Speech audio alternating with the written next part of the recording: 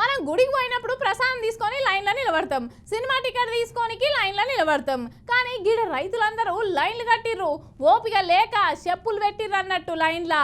అగో దేనికోసం లైన్లు కట్టిర్రు అని అంటారా? మీరే చూడుర్రి.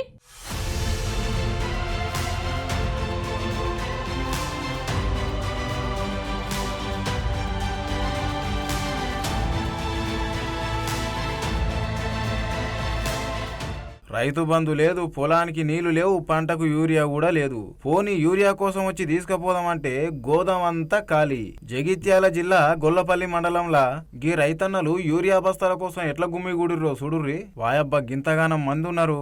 రాష్ట్రంలా సరిపోయేంత యూరియా లేనందుకు చాలా మంది రైతులకు యూరియా దొరుకుతలేదు. ఉన్నదేమో అందరికి సరిపోదు, వస్తే మళ్ళెక్కడ అయిపోతుందేమో అని వచ్చేదాడే తీసుకోదామని గిట్లా గుంపు గుంపు కూడిర్రు. చూస్తుంటే చిన్న కుంభమేళ లెక్క ఉన్నది.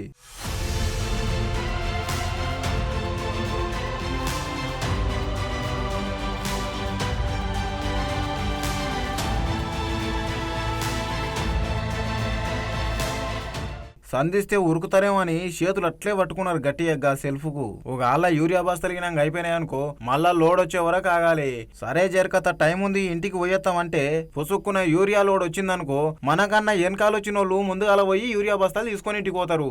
గిట్లనే కోరుట్ల మండలంలో అయితే రైతన్నలందరూ వాళ్ళ చెప్పులు, పాసుబుక్కులు, దగ్గర పట్లున్న ఇటుక పెడ్డలు, రాళ్ళు, కట్టెలు ఏది దొరికితే అది పట్టుకొని లైన్లో పెట్టుకున్నారు. వాయబ్బా ఒక కాకైతే టిఫిన్ బాక్స్ లెక్క చెప్పులను మంచిగా బండ్లే పెట్టుకొని తెచ్చిండు. ఎటువంటి పరిస్థితి వచ్చారా నాయన రైతన్నలకు.